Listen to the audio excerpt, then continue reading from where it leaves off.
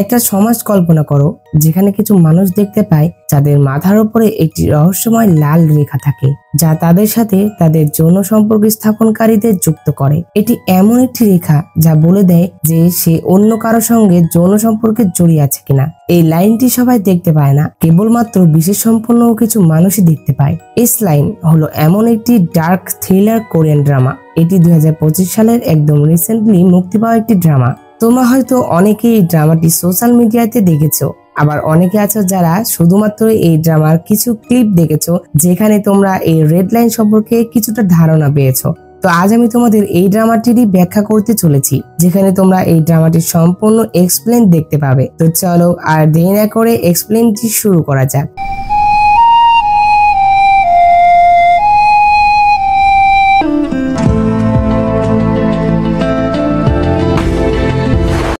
গল্পের শুরুতে আমরা একটি মেয়েকে দেখতে পাই যার নাম ছিল সিন হিয়ন হোপ। আমরা তাকে সিন বলে ডাকবো। সিন অনেক বছর ধরে দুনিয়ার কাছ থেকে আলাদা করে একটি অ্যাপার্টমেন্টে নিজেকে বন্দি করে রেখেছে, কারণ ছোটকাল থেকে সে একটি লাইন দেখতে পারত যেটা কিনা এস লাইন ছিল। আর এটা ওই লাইন ছিল যে লাইনের মাধ্যমে সে বুঝতে পারতো যে কে কার সাথে কতটি রিলেশনে জড়িত আছে, আর এই জিনিসটাই তাকে অন্য লোকেদের কাছ থেকে আলাদা করে। সিন যখন ছোট ছিল তখন সে কখনো এই রেড লাইনের বিষয়টা বুঝতে পারেনি, যে কিনা তার প্যারেন্টস এর মাথার উপরেও দেখতে পারতো, যেটা কিনা সে তাদের মাথার উপর থেকে সরানোর চেষ্টা করত, কিন্তু সে পারতো না। সে এটা কখনোই তাদেরকে বলতে পারেনি যে সে একজন বিশেষ মেয়ে, যার জন্য সে তার পেন্টিংস এর মাধ্যমেই মানুষদের বোঝানোর চেষ্টা করতো যে সে কি দেখতে পেত। একদিন সিন তার প্যারেন্টসদের নিয়ে একটি ছবি আর্ট করে, যেটা তার মা দেখতে পায়। আর তার মা তার সেই পেন্টিংটি দেখে বুঝতে পারে যে তার স্বামীরও অনেক মেয়ের সাথে রিলেশন ছিল, আর এইটা সে বুঝতে পেরেছিল তার মেয়ের জন্য, কারণ তার মেয়ে তাকে এগুলোর বিষয়ে জানিয়েছিল। সিনের মা এটা জানার পরে সে তার স্বামীকে হত্যা করে। যখন সিন তার নিজের মায়ের হাতে তার বাবার খুন দেখে, তখন তার রিয়েলাইজ হয় যে তার এই অ্যাবিলিটি অনেক লোকের জীবনও কেড়ে নিতে পারে, যার জন্য সে ডিসাইড করে যে এখন থেকে সে এই জিনিসটি কাউকে বলবে না, আর পুরো দুনিয়া থেকে আলাদা হয়ে একটি ছোট্ট অ্যাপার্টমেন্টে থাকা শুরু করে। সে এগুলাতে এত পরিমাণে ডিপ্রেসড হয়ে যায় যেটাতে সে অনেকবার নিজের জান নেওয়ারও চেষ্টা করে, কিন্তু এতবার চেষ্টা করার পরও সে বারবার বেঁচে যেত, কারণ তার যে আঘাতগুলো হতো সেটা অটোমেটিকলি পূরণ হয়ে যেত। সে সবসময় ভাবতো যে শুধুমাত্র তাকেই কেন এই লাইন দেখানো হতো। সে মাঝে মাঝে এটাও ভাবতো যে শুধুমাত্র কি সেই এই লাইনটা দেখতে পায়, নাকি তার মতো এরকম আরো লোক আছে যারা এই লাইনগুলো দেখতে পায়। সিন সবসময় এই প্রশ্নগুলোর উত্তর খুঁজতে থাকতো, আর সিন এটা ভাবতো যে এমন কোনো না কোনো উপায় তো আছে যেটা করলে তার এই রেড লাইন দেখাটা বন্ধ হয়ে যাবে। একদিন সিনের সামনের অ্যাপার্টমেন্টের একটি মেয়ে এসেছিল, যে কিনা তার জানালা দিয়ে সিনকে দেখতে পায়। তখন সে সিনের সাথে ফ্রেন্ডশিপ করার চেষ্টা করে, কিন্তু সিন যখনই তার মাথার উপরে অনেকগুলো রেড লাইন দেখতে পায় তখন সে তাকে ইগনোর করা শুরু করে। আর এই রেড লাইন সম্পর্কে তোমাদের আরো একটি বিষয় জানিয়ে দিই যে যার মাথার উপরে যে কটা রেড লাইন থাকবে, অর্থাৎ এই রেড লাইনকে এস লাইন বলা হয়, যার মাথার উপর যে কটা এস লাইন থাকবে সে ততজন ছেলে বা মেয়ের সাথে ফিজিক্যাল রিলেশনশিপে থাকে। তো যাই হোক, আমরা যখন দেখি সিন তাকে ইগনোর করে তখন সেই মহিলাটি তার বাড়ির গেটের সামনে চলে আসে, কিন্তু আমরা দেখতে পাই সেই মহিলাকে দেখে সিন তো অনেক ভয় পেয়ে যায়। সিন অনেকদিন ধরেই বাড়ির বাইরে পর্যন্ত যায়নি, সে তাকে দেখে গেট ওপেন করে না। সিন যখন দরজা ওপেন করে না তখন সেই মহিলাটি তার জন্য কিছু ফ্রুট তার দরজার সামনে রেখে সেখান থেকে চলে যায়। মহিলাটি চলে গেলে সিন গেট খুলে সেই ফ্রুটস গুলো তার ঘরে আনে। সিন যখন সেই ফ্রুটস গুলো খায় তখন তার সেটা অনেক ভালো লাগে, আর সিন অনেক বছর ধরে এই ফ্রেশ ফ্রুট খায়নি। অন্যদিকে আমরা একটি স্কুলের মেয়েকে দেখতে পাই যে কিনা অনেক সময় ধরেই বুলিং এর শিকার হচ্ছিল। এই মেয়েটির নাম ছিল কাং সিয়ং আ, আমরা তাকে সিয়ন বলে ডাকবো। তখন সেখানে আমরা আরো একটি মেয়েকে দেখতে পাই যার নাম ছিল ইয়ং। তাকে দেখে ক্লাসের সকল মেয়েরাই ভয় পেত। সে সিয়নকে কিছু টাকা আনার কথা বলে, কিন্তু সিয়ন যখন টাকা আনতে পারে না তখন সে তাকে অনেক মারধর করে। ইয়ং তাকে অনেক মারে আর তাকে বলে যে তোমার আঙ্কেল ডিটেকটিভ বলে কি তুমি বেঁচে যাবে নাকি? যদি তুমি আমাদের বিষয়ে কাউকে বলো তাহলে তোমার খবর আছে। তো তখনই আমরা সিয়নের আঙ্কেল হ্যান জি ওকে দেখতে পাই, আমরা তাকে হান বলে ডাকবো। হান সিয়নের থেকে বয়সও অত বড় না, তবুও তাদের ভিতরে অত ভালো সম্পর্ক ছিল না। একদিন হ্যান একটি মার্ডার কেসের ইনভেস্টিগেট করার জন্য যায়। তখন সে দেখে যে সেই কেসের ভিকটিম ছিল একটি ইয়াং লেডি, আর তার চারপাশের পরিবেশ এত ক্লিয়ার ছিল যেটা দেখে মনে হচ্ছিল যে তাকে যখন মার্ডার করা হয়েছিল তখন সে নিজেকে বাঁচানোর জন্য একটুকু যুদ্ধ বা কোনো প্রতিক্রিয়া দেখায়নি। কিন্তু এত দামি ঘরে সে শুধুমাত্র কিছু ফ্রুটসের কার্টুন দেখতে পায়, যেটা দেখে আমার মনে হচ্ছিল যে সেই মেয়েটি তার মৃত্যুর আগে একই রেস্টুরেন্ট থেকে একই ফুড বারবার অর্ডার করছিল। আর তখনই সেখানে একজন অফিসার এসে হ্যানকে বলে যে আমি এর প্রতিবেশীর থেকে জানতে পারলাম যে তারা একজন ডেলিভারি বয়কে অনেকবার তার অ্যাপার্টমেন্টে আসতে দেখেছে, আর লাস্ট নাইটেও সেই ডেলিভারি বয় এর অ্যাপার্টমেন্টে এসেছিল। তো এই কথাতে অন্তত এটা বোঝা গেল যে এই মেয়েটির খুন সেই ডেলিভারি বয়ই করেছে। কিন্তু আসলে সেই ব্যক্তি কে আর কেনই বা তাকে মার্ডার করলো এটা হ্যান বুঝতে পারছিল না, কারণ না তো সেই মেয়ের ঘরে কোনো চুরি হয়েছে বা না তো তার কোনো শত্রু ছিল যে কিনা তার খারাপ চায়। তো যাই হোক, অন্যদিকে আমরা সিনকে দেখতে পাই সেও তার ঘরে বসে থেকেই এই মার্ডার কেসেরই নিউজ দেখছিল। টিভিতে রিপোর্টার বলছিল যে এই মার্ডার কেসে পুলিশের একজন ডেলিভারির উপরে সন্দেহ আছে। আর তখনই সিন খেয়াল করে যে সেই রিপোর্টারের পেছনেই একজন ডেলিভারি বয় যাচ্ছিল, কিন্তু সে এটা দেখে অনেক শকড হয়ে যায় যে সেই ডেলিভারি বয়ের মাথায় শুধুমাত্র একটি রেড লাইন।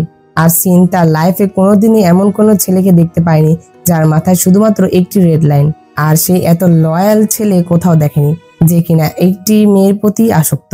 কিন্তু তখন তার সন্দেহ হতে থাকে যে এটা সেই ডেলিভারি বয় নয় তো যে কিনা সেই মেয়েটি মার্ডার করেছে। কিন্তু সে যখন তার বাড়ির জানালাতে আসে তখন সে নোটিস করে যে সেই একটা রেড লাইনওয়ালা ডেলিভারি বয় তার সামনের অ্যাপার্টমেন্টে যাচ্ছে, যার জন্য সে তাড়াতাড়ি করে পুলিশকে ফোন করে বলে যে তার যে ডেলিভারি বয়কে খুঁজছে সে হয়তো তার সামনের অ্যাপার্টমেন্টেই আছে। কিন্তু সে পুলিশকে কোনো ইম্পর্টেন্ট তথ্য দিবে তার আগেই তার রিয়েলাইজ হয়ে যায় যে সেই ডেলিভারি বয় তো সেই মেয়েটির বয়ফ্রেন্ড ছিল, যার অ্যাফেয়ার স্টার্ট হওয়ার সাথে সাথে সেই ছেলেটির মাথায়ও দুইটি রেড লাইন চলে আসে। অন্যদিকে সিয়নকে দেখতে পায়। হ্যান যখন তার ঘরে আসে তখন সিয়ন তার কাছ থেকে অনেকগুলো টাকা চায়। তখন হ্যানের কাছে যতগুলো টাকা ছিল সে সব টাকাই তাকে দিয়ে দেয়, কিন্তু সিয়ন তার কাছ থেকে আরো টাকা চায়। আর তখন হ্যান তাকে জিজ্ঞাসা করে যে তোমার এত টাকার কেন প্রয়োজন। তখনই হ্যান নোটিস করে যে সিয়নের শরীরে অনেকগুলো আঘাতের চিহ্ন ছিল, যেটা দেখে সে সিয়নকে জিজ্ঞাসা করে যে তোমাকে কি কেউ মেরেছে।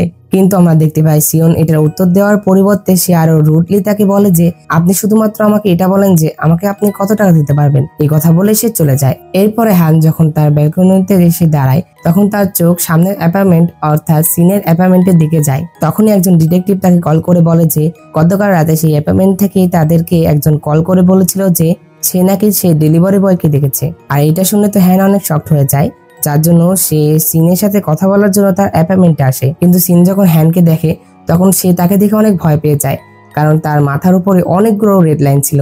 তখন সে ভয়ে আর তার গেট খুলে না। তখন সিনের একজন নেইবারহুড এসে হ্যানকে বলে যে তোমার এখানে দাঁড়িয়ে থেকে কোনো লাভ নেই, এই মেয়ে কোনোদিনই তার অ্যাপার্টমেন্ট থেকে বের হয়নি। কিন্তু হ্যান তারপরেও হার মানে না। সেই লোকটি চলে যাওয়ার পরে সে সিনের সাথে কথা বলার চেষ্টা করে। সে তার সেই মার্ডারের বিষয়ে তাকে প্রশ্ন করে। হ্যান সিনকে এটা বলে যে সে যদি তাদের সাথে কোঅপারেট করে তাহলে হয়তো বা কারো জান বেঁচে যেতে পারে। তখন সিন হালকা দরজা খুলে তাকে বলে যে গতকাল রাতে আমার একটি ভুল বোঝাবুঝি হয়েছিল। আমি যে ডেলিভারি বয়ের বিষয়ে আপনাদের বলেছিলাম সেটা সেই মহিলার বয়ফ্রেন্ড ছিল। আসলে সিন যে অ্যাপার্টমেন্টের কথা বলছিল সেই অ্যাপার্টমেন্ট তাদের টপ ফ্লোরেই ছিল, যেটাতে হ্যান কিছুটা শকড হয়। আর সে তার কাছ থেকে ওই ছেলের বিষয়ে কিছু ইনফরমেশন কালেক্ট করার চেষ্টা করে, কিন্তু সিন তো ভয়ের চোটে সেই দরজায় বন্ধ করে দেয়। এরপরে রাতের বেলা হ্যান যখন আরো একজন ডিটেকটিভের সাথে কথা বলছিল তখন সেই ডিটেকটিভটি বলে যে সেই মেয়েটি যে এক্স বয়ফ্রেন্ড ছিল যে কিনা তার সাথে ব্রেকআপ করে নিয়েছিল সেও তার সামনের অ্যাপার্টমেন্টেই থাকে, আর তার ঘর সেই এরিয়ারও আশেপাশে ছিল যেখানে কিনা মার্ডার হয়েছে। এই কথা বলে সে হ্যানকে সেই ছেলেটির পিকচার দেখায়। আর হ্যান যখনই সেই ছেলেটির পিকচার দেখতে পায় তখনই তার মনে পড়ে যে এই ছেলেটি তো আজকে সিনের বাড়ির সামনে তার সাথে দেখা করেছিল, যার জন্য সে তাড়াতাড়ি করে তাকে ইন্টারোগেট করার জন্য যাচ্ছিল। কিন্তু তখনই তার হসপিটাল থেকে একটি কল আসে আর তাকে জানানো হয় যে তার বাবা যে অনেকদিন ধরে অসুস্থ ছিল সে মিসিং, যার জন্য হ্যান সবকিছু বাদ দিয়ে হসপিটালের উদ্দেশ্যে রওনা দিয়ে দেয়। হসপিটালে আসার পর সে দেখতে পায় তার বাবা ছাদের উপর থেকে সুইসাইড করার চেষ্টা করছিল। এই সবকিছুর মধ্যে অন্য যে ডিটেকটিভটি ছিল সে সেই ছেলেটির কাছে চলে যায়। সে সেই অ্যাপার্টমেন্টে এসে দেখে যে তার অ্যাপার্টমেন্টের চারপাশে অনেক অন্ধকার ছিল। সে যখন ভিতরে প্রবেশ করে তখন সে খেয়াল করে তার মাথার উপরে রেডে ভরে গিয়েছে। লোকটি যখনই হ্যানকে ফোন করে সকল কথা বলবে কিন্তু তখনই সেখানে সেই ছেলেটি চলে আসে। ছেলেটি এসে তার উপরে আক্রমণ করে দেয়। হ্যান যখন বুঝতে পারে যে সে বিপদে তখন সেও সেই অ্যাপার্টমেন্টের দিকে যেতে থাকে, কিন্তু এতক্ষণে সেই ছেলেটি সেই ডিটেকটিভকে একটি চেয়ারে বেঁধে সে একটি হেলমেট পরে নেয়। আর সে মিররের সামনে গিয়ে বলে যে এখন শুধুমাত্র আর একজনই থেকে গিয়েছে, এখন খুব তাড়াতাড়ি একে আমাকে শেষ করতে হবে। তখন সে সেই ডেলিভারি বয়ের মতোই আবারও সেই সামনের অ্যাপার্টমেন্টে সেই লেডির কাছে যেতে থাকে। এটা আবার সিন দেখতে পায় আর সে এটা দেখে বুঝতে পারে যে সেই লেডির জান এখন বিপদে আছে। তখন সিন সেই মহিলাটাকে বাঁচানোর জন্য একটি নাইফ তুলে নিয়ে বাইরে যাওয়ার চেষ্টা করে, কিন্তু যে কিনা এত বছর ধরে বাইরে যায়নি তার পক্ষে বাইরে সার্ভাইভ করাটা অনেক কঠিন। আর সে কিছুটা আগে যেতেই সেখানে নিচে পড়ে যায়। এতক্ষণে সেই ছেলেটি সেই মহিলার কাছে চলে গিয়েছিল। মেয়েটি তাকে দেখে অনেক শক্ট হয়ে যায়, কারণ সেই ছেলেটি তার এক্স বয়ফ্রেন্ড ছিল। আর তখন আমরা সেই মহিলার মাথার উপরেও কিছু রেড লাইন দেখতে পাই। আর তখন আমরা জানতে পারি যে এই ছেলেটিও সিনের মতো এই রেড লাইন গুলো দেখতে পেত, আর তার গার্লফ্রেন্ড তাকে চিট করায় সে তাকে মারতে এসেছে। কিন্তু তখন সেখানে সিন পৌঁছে যায়, সে তাকে এমনটা করতে বাধা দেয়। সিন তার সামনে একটি ছুরি নিয়ে দাঁড়িয়েছিল, কিন্তু সে তাকে মারতে পারে না, তার হাত কাঁপছিল। তখন সেই ছেলেটি তার গার্লফ্রেন্ডকে মারার আগে সিনকে দিয়ে শুরু করে। সে সিনকে মেরে তার গার্লফ্রেন্ডের গলা টিপতে থাকে, কিন্তু সিন তারপরেও তার উপরে আবারও অ্যাটাক করে, যেটাতে সেই ছেলেটি চশমা নিচে পড়ে যায়। আর তার চশমা নিচে পড়ায় সে পাগলের মতো সেটা খুঁজতে থাকে। তো ততক্ষণে বাইরে হ্যানও চলে এসেছিল। হ্যান যখন সিনের অ্যাপার্টমেন্টে আসে তখন সে দেখে যে তার দরজাটি খোলা ছিল, যেটাতে সে ভাবে যে কোনো সমস্যা হয়নি তো, কারণ এত বছর ধরে যে মহিলা বাইরে আসেনি সে যদি এখন বাইরে আসে তার মানে কিছু তো হয়েছে। এটা দেখার জন্য সে যখন অ্যাপার্টমেন্টের ভিতরে প্রবেশ করে তখন সে জানালা দিয়ে তার সামনের অ্যাপার্টমেন্টে সেই ছেলেটিকে দেখতে পায় যে কিনা তার চশমাটি পেয়ে গেছিল, যেটা পেয়ে সে সেই মহিলাটিকে মারার চেষ্টা করছিল। কিন্তু তখন সিন সেই ছেলেটিকে আবারও মারার চেষ্টা করে। তখনই সেই ছেলেটি সিনকে যখন মারতে যায় তখন হ্যান তাকে শুট করে মেরে ফেলে। আর তখন সেই ছেলেটি মৃত্যুর আগে দেখতে পায় সেই রেড লাইন গুলো অদৃশ্য হয়ে যাচ্ছে। আর তখন সে বলে যে ফাইনালি এখন আমি আর এই রেড লাইন দেখতে পাবো না। আর এইটা দেখে তো সিন অনেক অবাক হয়ে যায়, কারণ সে জানতো যে শুধুমাত্র সেই এই রেড লাইন গুলো দেখতে পেত। তখন তার মনে পড়ে যে সেই পার্সনটি প্যানিক হয়ে তার চশমা খুঁজছিল, তাহলে কোথাও সেই চশমার কারণে তো সেই রেড লাইন গুলো দেখতে পায় না তো। আর এটাতে সিনের কিছুটা সন্দেহ হয়, যার জন্য সে হ্যানের কাছ থেকে কিছু ইনফরমেশন কালেক্ট করতে যায়। সেখানে তাদের সাক্ষাৎ হয় সিওনের সাথে। সে আসার সাথে সাথে তাদের সাথে সেখানে আসার সাথে সাথে তাদের সাথে খারাপ ব্যবহার করা শুরু করে, যার জন্য হ্যান ঘরে গিয়ে সিওনকে জিজ্ঞাসা করে যে তুমি কি সিনকে চিনো। তখন সিওন বলে যে সিন আমার ক্লাসমেট ছিল, কিন্তু একদিন হঠাৎ তার মা তার বাবার খুন করে দেয়, যেটা পর থেকে সে হঠাৎ করে গায়েব হয়ে যায়। অন্যদিকে আমরা সিনকে দেখতে পাই যে কিনা বসে থেকে এটা ভাবছিল যে তার জীবনে এই প্রথমবার তার এই রেড লাইন দেখার কারণে কারো জীবন বেঁচেছে। তখন একটি আননোন নাম্বার থেকে তার কাছে একটি এসএমএস আসে, আর তাকে কেউ একজন বলছিল যে যে রেড লাইন গুলো তুমি দেখতে পাও সেটা আমিও দেখতে পাই, যার জন্য এটার বিষয়ে যদি তুমি জানতে চাও তাহলে এখনই আমার সাথে হাই স্কুলে দেখা করো। সিন সেই মেসেজ দেখে অনেক টেনশনে পড়ে যায় যে সে সেই লোকের কথা শুনে হাই স্কুলে যাবে কিনা। আর অনেকক্ষণ ভাবার পরে সে ডিসাইড করে যে যা কিছু হয়ে যাক না কেন সে এখন আর নিজেকে এই অ্যাপার্টমেন্টে বন্দি রাখবে না। অন্যদিকে আমরা সিওনকে দেখতে পাই যে কিনা অনেকদিন পরে স্কুলে গিয়েছিল। সে যখন তার ক্লাসে যায় তখন সে দেখতে পায় যে ইয়ং আর তার ফ্রেন্ডরা তার লকার থেকে একটি লেটার পায়, যেটা কিনা সে তার ক্রাশকে লিখেছিল। তখন ইয়ং ইচ্ছা করে পুরো ক্লাসের সামনে তার সেই লেটারটি পড়তে থাকে, যাতে করে তাকে অপমান করতে পারে, আর যেটা সিওন সহ্য করতে পারে না, যার জন্য সে সেই লেটারটি তার কাছ থেকে নিতে যায়। কিন্তু সে তো লেটার নিতে পারে না, বরং ইয়ং তাকে মারা শুরু করে দেয়। কিছুক্ষণ পর যখন তাদের ক্লাস টিচার আসে তখন তিনি তাদেরকে থামতে বলেন, কিন্তু তারপরও যখন ইয়ং থামছিল না তখন তিনি নিজে গিয়ে তাদেরকে থামান। এরপরে ক্লাস টিচার সিয়নকে একটি রুমে নিয়ে গিয়ে বলে যে সে যেন ইয়ং এর উপরে রিপোর্ট করে, তা না হলে সে সবসময় তাকে এইভাবে মারতে থাকবে। কিন্তু সিওনা যে কিনা জানতো যে ইয়ং এর এগেইনস্টে কমপ্লেন করে কোনো লাভ নেই, সে বলে যে আমি তাকে একেবারে মেরে ফেলবো। কিন্তু তার ক্লাস টিচার যখন এটা বুঝতে যাবে তার আগেই সিওন সেখান থেকে চলে আসে। সে তার বাড়ি যাওয়ার জন্য তার ব্যাগ নিয়ে চলে আসতে থাকে, কিন্তু তখনই তার নজর তার লকারে থাকা একটি চশমার উপরে পড়ে। সে এটা তো জানে না যে এই চশমাটি এখানে রেখেছে কে, কিন্তু যেহেতু এটা তার লকার ছিল যার জন্য সে সেই চশমাটি তার কাছে রেখে দেয়। অন্যদিকে আমরা হানকে দেখতে পাই যে কিনা এই কেসটি শেষ হয়ে যাওয়ার পরেও সেই কেসটি নিয়ে স্টাডি করছিল। তখন সেখানে আরো একটি ডিটেকটিভ এসে হানকে জিজ্ঞাসা করে যে তুমি এখনো এই কেস নিয়ে কেন পড়ে আছো। তখন হ্যান বলে যে জানি না কেন, আমি এখনো এটা বুঝতে পারছি না যে আসলে সেই ছেলেটি কেন তার প্রতিটা গার্লফ্রেন্ডকে মারছিল। তখন সেই ডিটেকটিভ বলে যে আমার কাছে তো তাকে সাইকো মনে হয়, যখন তার গার্লফ্রেন্ড তাকে অন্য কারোর জন্য ছেড়ে দেয় তখন সে এটা সহ্য করতে পারে না, এই জন্যই মনে হয় সে তাদেরকে মেরে ফেলতো।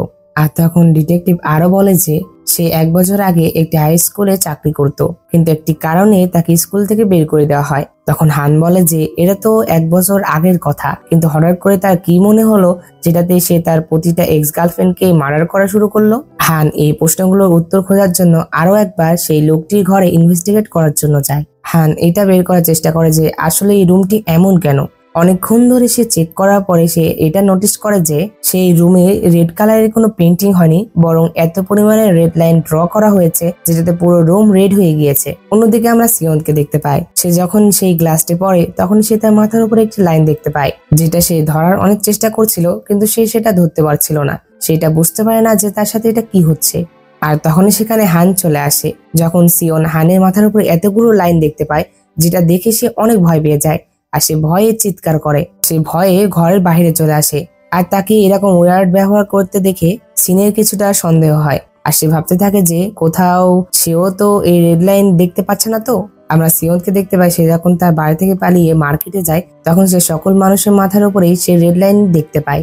যখন সে কোনো কাপলকে দেখতে পায় তখন তার এটা আইডিয়া হয় যে সেই রেড লাইন তাদের দুজনকে একে অন্যের সাথে কানেক্ট করে। এমনই একজন লোকের মাথার উপরে অনেকগুলো রেড লাইন হয়, অর্থাৎ সেই লোকটি একই সময়ে অনেকজনের সাথে রিলেশনশিপ আছে। আর যখন এই জিনিসগুলো সিওন বুঝতে পারে তখন তার কাছে হ্যান তো আরো খারাপ হয়ে যায়, কারণ তার মাথার উপরে অগণিত রেড লাইন ছিল। তো পরবর্তী দিনে সিওন পুরো কনফিডেন্সের সাথে স্কুলে যায়। সেখানে গিয়ে সে দেখতে পায় যে প্রতিটা স্টুডেন্টের মাথার উপরেই অনেকগুলো রেড লাইন ছিল। ইভেন তার সকল স্কুল টিচারদের মাথার উপরেও সেই রেড লাইন গুলো ছিল, অর্থাৎ সবাই কোনো না কোনো রিলেশনশিপে ইনভলভ আছে। সে শুধুমাত্র তার ক্লাস টিচারের মাথার উপরে কোনো রেড লাইন দেখতে পায় না, অর্থাৎ এই পুরো স্কুলে শুধুমাত্র তার ক্লাস টিচারেরই কোনো অ্যাফেয়ার নেই। আর যখন সিওনের নজর ইয়ং এর উপরে পড়ে তখন সে এটা দেখে অনেক শকড হয়ে যায়, কারণ তার স্কুলে একটি টিচারের সাথেও রিলেশন ছিল। এরপরে সিওন যখন ক্লাসে যায় তখন সে দেখতে পায় যে ফাইনালি সিন আরো একবার ক্লাসে জয়েন করে, কিন্তু সে অত পরিমাণেরও ফ্রি হয়েছিল না যেটাতে সে তার ইন্ট্রোডাকশন কারোর সাথেই করে না। অন্যদিকে আমরা হানকে দেখতে পাই যে কিনা এখন পর্যন্ত সেই মার্ডার কেসেরই ইনভেস্টিগেট করছিল। সে নোটিস করে যে সেই লোকটি তার পোস্টারে একটি চশমা পরেছিল, কিন্তু সে যখন তার জিনিসপত্র গোছাচ্ছিল যখন তাকে মারা হয়েছিল তখন সে তার চশমাটি সেখানে পেয়েছিল না। তো যখন হ্যান সেই লোকটির রিলেটেড ইনভেস্টিগেট করার জন্য সেই হাই স্কুলে যায় যেখানে সে 1 বছর আগে টিচিং করতো, আর এটা ওই হাই স্কুলে ছিল যেখানে সিওন পড়তো। এরপরে সে যখন স্টাফ রুমে যায় তখন সেখানে সিওনের ক্লাস টিচার ছাড়া আর কেউ ছিল না। তখন সিওনের ক্লাস টিচার হ্যানকে দেখে মনে করে যে সে সিওনের বাবা, কিন্তু তখন সে তাকে বলে যে সে সিওনের আঙ্কেল। তখন হান সেই লোকটির বিষয়ে ইনভেস্টিগেট করার সময় তাকে বলে যে সেই লোকটি মরার আগে তার অনেকগুলো এক্স গার্লফ্রেন্ডকে মার্ডার করেছে। তখন সিওনের ক্লাস টিচার এই কথা শুনে এটা বিশ্বাস করতেই পারে না যে সেই ছেলেটি কাউকে মার্ডার করতে পারে। তখন হান জিজ্ঞাসা করে যে সেই ছেলেটি যখন এখানে টিচিং করতো তখন সে কি কোনো চশমা ওয়্যার করতো?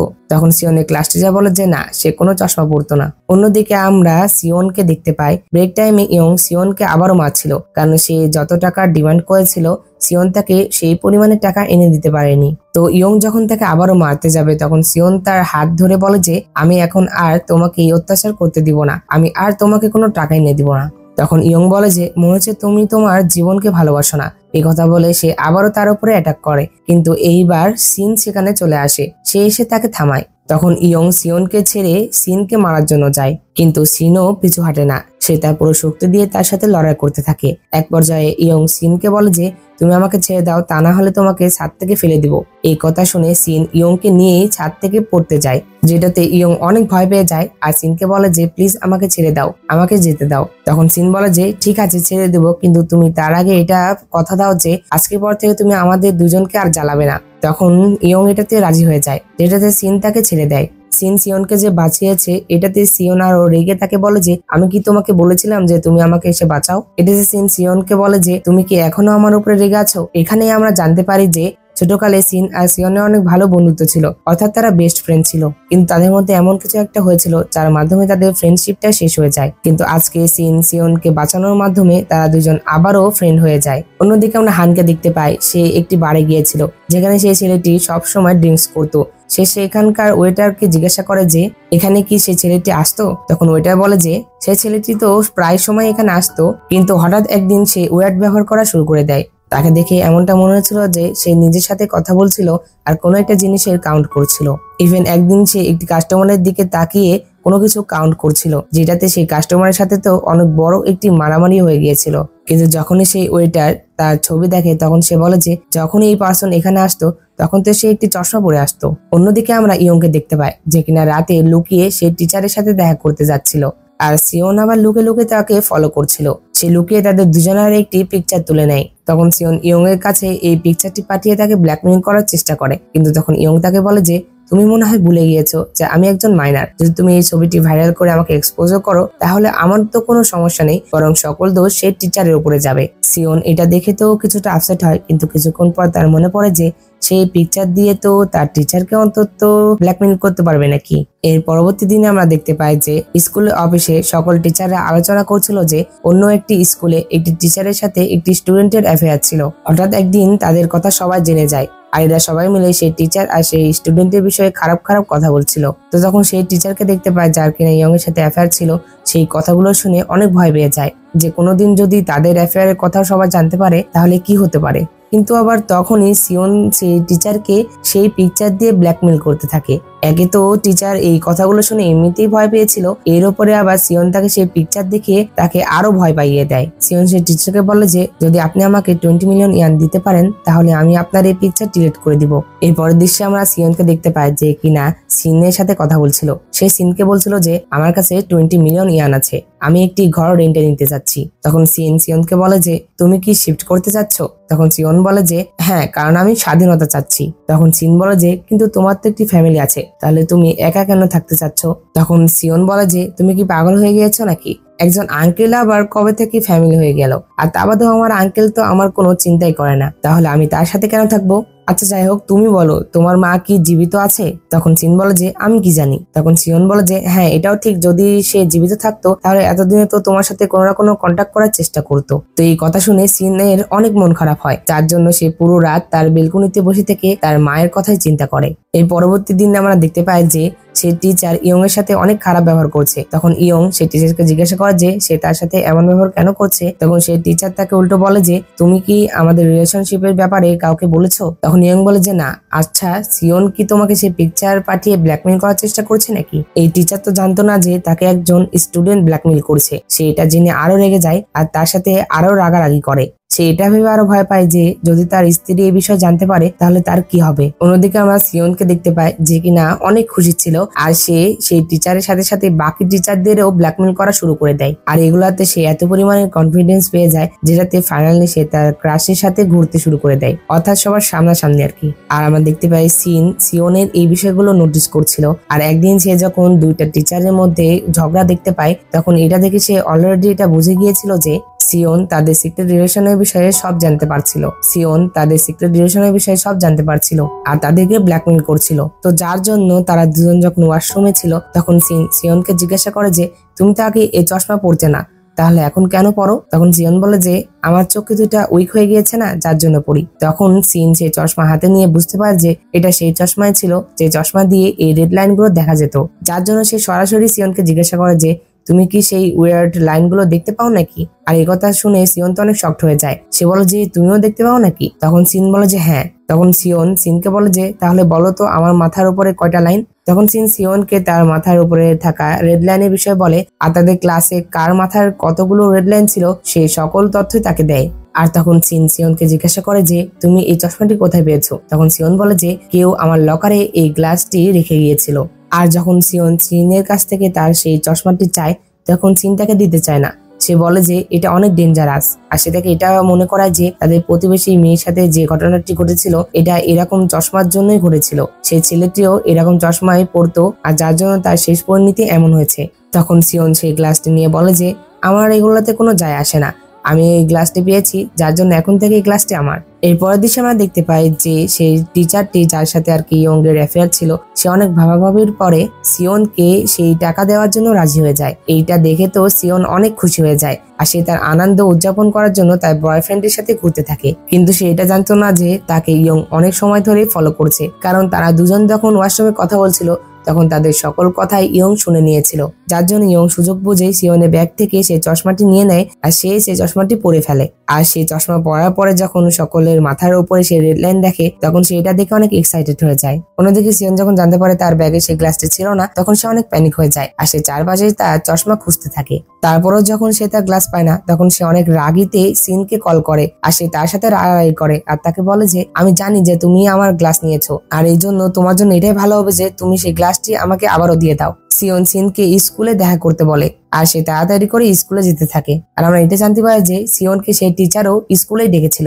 এরপরে সিওন সেই টিচারের সাথে দেখা করে তার কাছ থেকে 20 মিলিয়ন ইয়ান চায়। তখন সেই টিচার সিওনকে বলে যে প্লিজ আমার সাথে এমনটা করো না, আমার একটি বউ ও একটি বাচ্চাও আছে, আমি আমার পরিবারের সাথে অনেক খুশি, প্লিজ আমার সংসার নষ্ট করো না। কিন্তু সিওন যখন মানে না তখন টিচার বলে যে আমার বেতন অত বেশি না যে আমি তোমাকে 20 মিলিয়ন ইয়ান পে করতে পারবো। তখন সিওন তাকে বলে যে এটা তো আপনার তখন ভাবা উচিত ছিল যখন ইয়ং আমাকে বুলি করতো আর আপনি কিছু না বলে সেখান থেকে চলে যেতেন। তখন টিচার বলে যে আচ্ছা ঠিক আছে, তুমি যা বলবে আমি তাই শুনবো, আর আমি তোমাকে সেই টাকাটি এনেও দিব, তুমি প্লিজ সেই পিকচারটি ডিলিট করে দাও। এই কথা বলে যখন টিচার চলে যাচ্ছিল তখনই তার ওয়াইফের এসএমএস আসে, আর যেটাতে সে দেখতে পায় যে তার ওয়াইফও জেনে গিয়েছিল তার অ্যাফেয়ার সম্পর্কে। আর এইটা দেখে টিচার তো অনেক রেগে যায়। সে সিওনকে জিজ্ঞাসা করে যে তুমি এমনটা কেন করলে, তুমি এই পিকচার আমার ওয়াইফকে কেন সেন্ড করলে। অন্যদিকে আমরা সিনকে দেখতে পাই সেও স্কুলে চলে এসেছিল, কিন্তু সে যখনই সেখানে আসে তখনই সে সিওনকে ছাদের উপর থেকে পড়তে দেখে আর তার চোখের সামনে তার বেস্ট ফ্রেন্ডেরও মৃত্যু হয়ে যায়। আর এইটা দেখেই সিওনা অনেক কান্না করতে শুরু করে দেয়। কিন্তু তখনই তার রিয়েলাইজ হয় যে সিওনের এখনো রেড লাইন শেষ হয়নি, অর্থাৎ সে এখনো জীবিত আছে, যার জন্য সে তাড়াতাড়ি করে তাকে নিয়ে হসপিটালে যায়। যখন হান এই বিষয়ে জানতে পারে তখন সেও তাড়াতাড়ি করে হসপিটালে চলে আসে। হান সিওনের জন্য অনেক টেনশন করছিল। তখন হান সিনকে দেখে তাকে জিজ্ঞাসা করে যে তুমি এই সময়ে স্কুলে কি করছিলে। তখন সিন বলে যে আমাকে সিওন ডেকেছিল। আর যখন হান তাকে জিজ্ঞাসা করে যে সিওন এই সময় স্কুলে কি করছিল, তখন সিন বলে যে আমি এগুলো কিছুই জানি না, তাকে কে মেরেছে কিভাবে মেরেছে আমি কিছুই জানি না, আমি শুধু এটা জানি যে সে কোনো সময় সুইসাইড করতে পারে না। এর পরবর্তী দিন দেখতে পায় যে সেই টিচার যার সাথে ইয়ং এর অ্যাফেয়ার ছিল সেও আসা বন্ধ করে দেয় আর ইয়ং স্কুল আসা বন্ধ করে দেয়। অন্যদিকে সকল টিচাররা একে অন্যকে ব্লেম করছিল এই বলে যে অনেক সময় ধরে সিওন তাদেরকে ইয়ং এর বুলিং এর বিষয়ে রিপোর্ট করছিল, কিন্তু তাদের মধ্যে কেউ তার রিপোর্টের কোনো তোয়াক্কাই করেনি, যার জন্য সে সুইসাইড অ্যাটেম্প করলো। তো এই কথাতে সিওনের যে ক্লাস টিচার ছিল সে অনেক অ্যাপসেট হয়ে যায়, কারণ সিওন তো তার স্টুডেন্ট ছিল আর এটা দেখার দায়িত্ব তারই ছিল। তখন একটা টিচার জিয়ং নামের একটি টিচারকে জিজ্ঞাসা করে যে আপনার তো বিয়ে হতে চলেছে, কিন্তু আপনি তো এটা আমাদেরকে বললেনই না যে আপনার বিয়ে কবে হতে চলেছে। যেটাতে জিয়ং তাদেরকে অ্যাপসেট হয়ে বলে যে আমার ওয়েডিং ক্যান্সেল হয়ে গিয়েছে। এরপরে জিয়ং তার বোনের সাথে দেখা করতে যায় যে কিনা রিসেন্টলি তার পাশের অ্যাপার্টমেন্টে শিফট হয়েছে আর যার সাথে তার একটি ছোট্ট মেয়েও ছিল। কিন্তু যখন জিয়ং তার ব্রাদার ইন ল এর বিষয়ে জিজ্ঞাসা করে তখন তার বোন বলে যে সে তো প্রায় সময় ব্যস্ত থাকে। অন্যদিকে আমরা সিওনকে দেখতে পাই যার কিনা অনেক রক্তক্ষরণের কারণে সে কোমাতে চলে গিয়েছিল। আর আমরা দেখতে পাই হান আর সিন তারা দুইজনই সিওনের জন্য অনেক টেনশনে ছিল। আর এরপরে সিন স্কুলে গিয়ে সেই রিলেটেড কোনো ক্লু খুঁজতে থাকে যে সে কিভাবে নিচে পড়লো।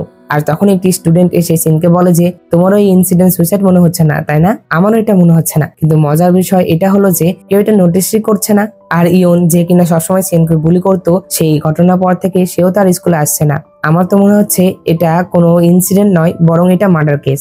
আর তখন সিন সেই স্টুডেন্টকে বলে যে সিওন এখনো মারা যায়নি, সে হসপিটালে আছে। সিন যখন তার সাথে কথা বলছিল তখন তার নজর তার একটি ক্লাস স্টুডেন্টের কাছে যায় আর সে দেখতে পায় সেই স্টুডেন্টটিও সিওনের মতো একই চশমা পড়েছিল। তখন সিন সেই গ্লাসটি দেখে তো অনেক শকড হয়ে যায় আর সে তখন মনে করে যে এটা ওই গ্লাস না তো, যেটা দেখে সে সেই স্টুডেন্টকে থামায় আর তার কাছ থেকে সেই গ্লাসটি নিয়ে দেখে যে সেটা ওই গ্লাস কিনা, কিন্তু সে চেক করে দেখে যে এটা একটা নর্মাল গ্লাস। তখন সে ভাবতে থাকে যে তাহলে সিওনের গ্লাসটা কোথায় যেতে পারে। অন্যদিকে আমরা জিয়ংকে দেখতে পাই সে যখন তার টেবিলে আসে তখন সে তার টেবিলে সেই গ্লাস দেখতে পায়। এই গ্লাসের বিষয়ে জিয়ং এর কোনো আইডিয়াই ছিল না। তখন সেই গ্লাসটি নিয়ে সবাইকে জিজ্ঞাসা করে যে এই গ্লাসটি কার। তখন সিওনের ক্লাস টিচার তাকে বলে যে এই গ্লাসটি তো কোনো টিচারই পড়ে না, তুমি এটা কোথায় পেলে। তখন জিয়ং বলে যে সে তার টেবিলে এটা পেয়েছে। তখন ক্লাস টিচার বলে যে যেহেতু এটা তুমি পেয়েছো তাহলে কেননা তুমি এটা রেখে দাও। জিয়ং যার কিনা এমন গ্লাসে কোনো ইন্টারেস্ট ছিল না তবুও সে কাজের সময় সেই গ্লাসটি পড়ে আর যেটা পড়ার সাথে সাথে সে তাদের সামনে থাকা কলিগদের মাথার উপরে সেই রেড লাইন গুলো দেখতে পায়, যেটা দেখে সে কিছুক্ষণের জন্য তো থমকে যায়। এরপরে যখন সেখানে হান আসে তখন সে তার মাথার উপরে এতগুলো রেড লাইন দেখে অনেক ভয় পেয়ে যায়, যেটাতে সে ভয়ে চশমা খুলে ফেলে। তখন হান সিওনের ক্লাস টিচারকে জিজ্ঞাসা করে যে তোমার কি মনে হয় যে সিওন সুইসাইড করেছে, কারণ আমার তো মনে হয় না যে সে সুইসাইড করেছে। তখন হান তাকে সেই ছেলের বিষয়ে জিজ্ঞাসা করে যেই ছেলের সাথে সে সুইসাইড করার আগে ডেট করেছিল। এরপরে হান সেই ছেলের সাথে দেখা করে। সে যখন সেই ছেলেকে জিজ্ঞাসা করে তখন সেই ছেলে এমন ভাব করতে থাকে যে সে যেন সিওনকে চিনেই না। তখন হান তাকে সেই পিকচার দেখায় যেখানে সে আর সিওন একসাথে ছিল। তখন সে এটা স্বীকার করে যে তারা একসাথে ছিল, কিন্তু তারা শুধুমাত্র কিছু সময়ের জন্য ফান করছিল। আর সেই ছেলেটি বলে যে সে সিওনকে কোনো সিরিয়াসলি ভালোবাসে না, সে শুধুমাত্র টাইম পাস করছিল। যখন হান এই ছেলেটির কাছ থেকে কোনো ইনফরমেশন পায় না তখন সে মন খারাপ করে অফিসে এসে সেই সিসিটিভি ফুটেজ দেখতে থাকে যখন সিওন সেই স্টুডেন্টের সাথে ফান করছিল। তখনই সে সেখানে ইয়ংকে নোটিস করে যে কিনা লুকিয়ে তার ব্যাগটি নিয়ে সেখান থেকে চলে যায়। তখন সে এটা জানার চেষ্টা করে যে আসলে ইয়ং সেই ব্যাগটি নিয়ে গিয়েছিল কোথায়। অন্যদিকে আমরা জিয়ংকে দেখতে পাই, সে যখন তার বোন আর দুলাভাইয়ের সাথে খাবার খাচ্ছিল তখন সে তাদের দুজনেরও মাথার উপরেই সে রেড লাইন দেখতে পায়। আর কিছুক্ষণ পরেই সে এই রেড লাইনের বিষয়ে বুঝতে পারে যে এই রেড লাইন গুলো কি বোঝাতে চাচ্ছে। তো তারা খাবার খেতে খেতে জিয়ংয়ের দুলাভাই, যার কিনা অনেক অ্যাফেয়ার ছিল, সে জিয়ংকে জিজ্ঞাসা করে যে তোমার ওয়েডিং ক্যান্সেল কেন হয়েছে। তখন জিয়ং বলে যে আমার ওয়েডিং এর আগে আমি জানতে পেরেছিলাম যে তার অনেকগুলো অ্যাফেয়ার ছিল, যার জন্য আমার ওয়েডিং ক্যান্সেল হয়ে গিয়েছে।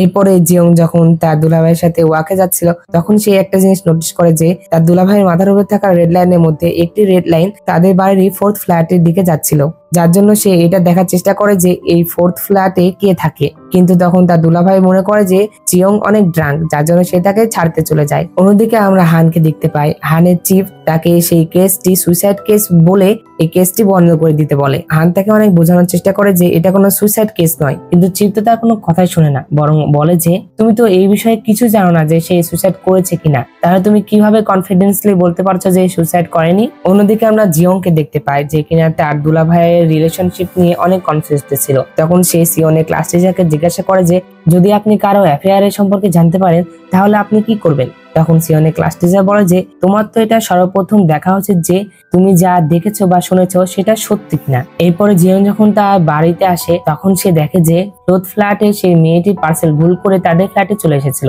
যার জন্য এই বাহানা দিয়ে সে সেই মেয়েটির সাথে দেখা করতে যায়। আর তখন সে সেখানে গিয়ে খেয়াল করে যে 4th ফ্ল্যাটে থাকার সেই মেয়েটি অনেক প্রিটি আর ইয়ং ছিল। আর সেই মেয়েটিকে কলে কথা বলতে দেখে তার মনে হচ্ছিল যে সে যেন তার দুলাভাইয়ের সাথে কথা বলছে। সে সেই মেয়েটির বিষয়ে কিছু ইনফরমেশন কালেক্ট করে। আর এরপরে তার মায়ের ডেথ অ্যানিভার্সারির দিনে সে তার বোনকে জিজ্ঞাসা করে যে তুমি কি তোমার সংসার লাইফে খুশি আছো।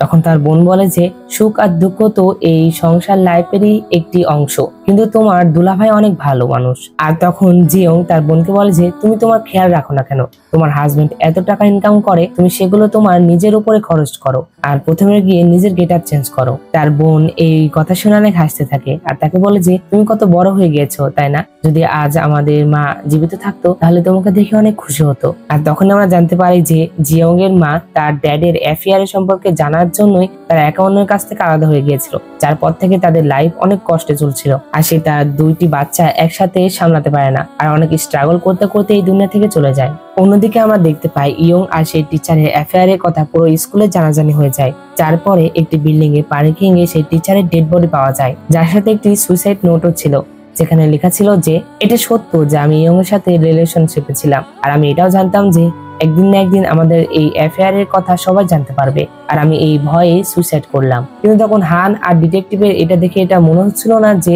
সে কোনো সুইসাইড অ্যাটেম্প করেছে, বরং তাদের এটা মনে হচ্ছে যে তাকে মার্ডার করা হয়েছে, কারণ তার লাশটি অনেক পুরাতন ছিল আর প্রায় 2-3 দিন ধরে তো এই লাশটি এখানে আছে। তখন সেই ডিটেকটিভটি বলে যে এতদিন ধরে এই লাশ এই পার্কিং ল্যান্ডে আছে কিন্তু কেউ এখন পর্যন্ত জানতে পারলো না।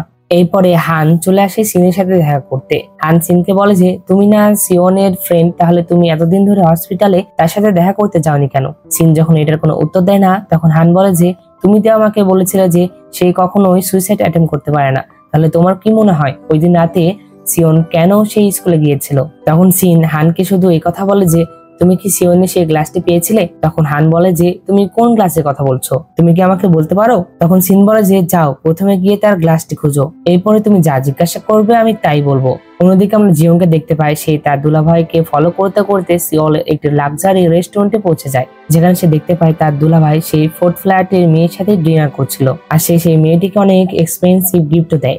আর যখন জিয়ং তার দুলাভাইকে কল করে তখন তার দুলাভাই বলে যে আমি এখন অনেক ইম্পর্টেন্ট একটি মিটিং এ আছি, তাই আমি তোমার সাথে এখন কথা বলতে পারবো না। কিন্তু যখন সে সেই মেয়ের সাথে রুমে ছিল তখন হঠাৎ করেই জিয়ং তাকে হাতে নাতে ধরে ফেলে। আর জিয়ং তাকে অনেক রুডলি ভাবে বলে যে তুমি আমার বোনের সাথে এমনটা করার সাহস কিভাবে পেলে। আর তখন তার দুলাভাই বলে যে তুমি আমার সাথে এমনটা করে তোমার বোন কি বিপদে ফেলবে। তখন জিয়ং বলে যে তোমার এটা বলতে লজ্জা লাগে না?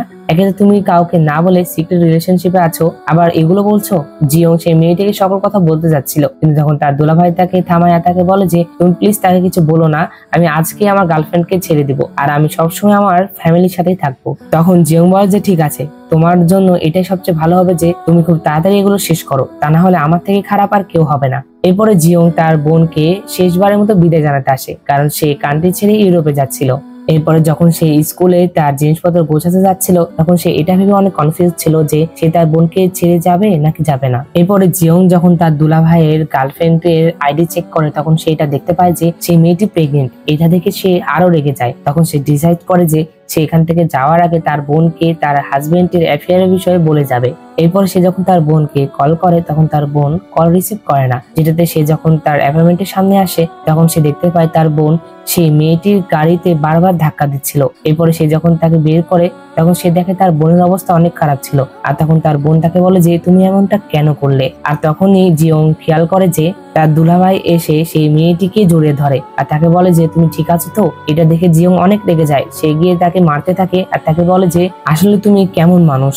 আর তখন তার বোন তাকে এমনটা করতে মানা করে। তারা চলে যাওয়ার পরে তার বোন তাকে বলে যে আমি তার ওয়াইফ নই, বরং সে মেয়েটি তার ওয়াইফ। সে সকলের সামনে লুকিয়ে সিক্রেট রিলেশনশিপে আমাকে রেখেছিল, আর তুমি আজকে তাকে বলেছিলে যে সে যেন এই রিলেশনশিপটি শেষ করে দেয়। তুমি আমার সবকিছু শেষ করে দিয়েছো। তো তখন জিয়ং এর তার বোনের সত্য কথা জেনে তারও খারাপ লাগে। আর আমরাও কি ভাবছিলাম, আমাদেরও তো তার বোনের কাহিনীটি বিশ্বাসই হচ্ছে না।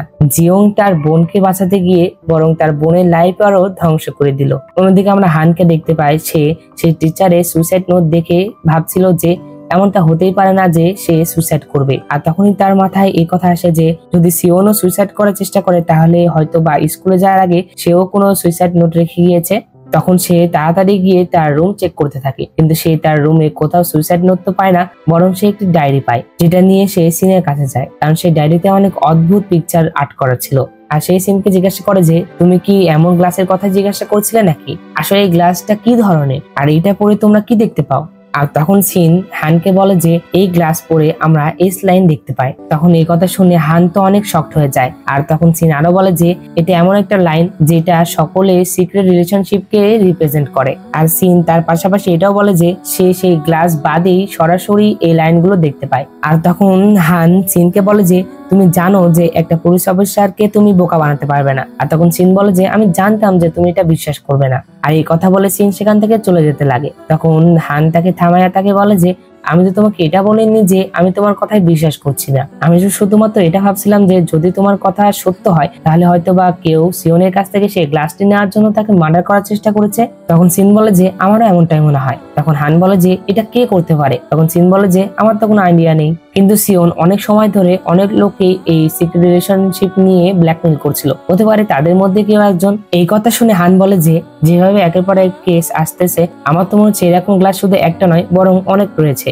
আর যেহেতু তুমি এই গ্লাস ছাড়াই লাইনগুলো দেখতে পাও তাহলে তোমার তো নর্মাল জীবনযাপন করা অনেক কঠিন। এটা শুনে সিন তো অনেক টেনশনে পড়ে যায়। আর হঠাৎ সে দেখতে পায় যে তার সামনে সিওন শুয়েছিল আর হঠাৎ করে তার মাথার উপরে থাকা রেড লাইনটি গায়েব হয়ে যায় আর সে মারা যায়। এটাতে যখন সিন অনেক ভয় পেয়ে যায় তখন হঠাৎ করে তার ঘুম ভেঙে যায়। আসলে সে ক্লাসে ছিল আর সে ক্লাসে ঘুমিয়েছিল, যার জন্য সে এই স্বপ্নটি দেখেছিল। এরপর দিন আমরা সিনের দুইটি নতুন ফ্রেন্ড দেখতে পাই, যাদের মধ্যে একজনের নাম ছিল গিয়ং জিন। সে সিনকে জিজ্ঞাসা করে যে তুমি কি ঠিক আছো। তখন সিন বলে যে হ্যাঁ, কিন্তু গিয়ং জিন যার কিনা সিনকে নিয়ে অনেক টেনশন হচ্ছিল সে বলে যে আমার মনে হয় তোমার কিছুটা রিফ্রেশমেন্টের দরকার, তো কেননা আমরা কোথাও ঘুরতে যাই। কিন্তু সিন এটাতে মানা করে দেয়। তাদেরকে এই কথা বলে এটা মানা করে যে সে একটি পার্ট টাইম জব শুরু করেছে। পার্ট টাইম জবের কথা শুনে গিয়ং জিন তো অনেক এক্সাইটেড হয়ে যায় আর তাকে বলে যে আরে আমাদেরকেও তো বলো যে তুমি কেমন ধরনের পার্ট টাইম জব করছো। তখন সিন তাদেরকে বলে যে সে একটি হোটেলে জব শুরু করেছে। অন্যদিকে আমরা স্কুলের অফিসে মিস কিংকে দেখতে পাই, যে কিনা সেই গ্লাস পড়েছিল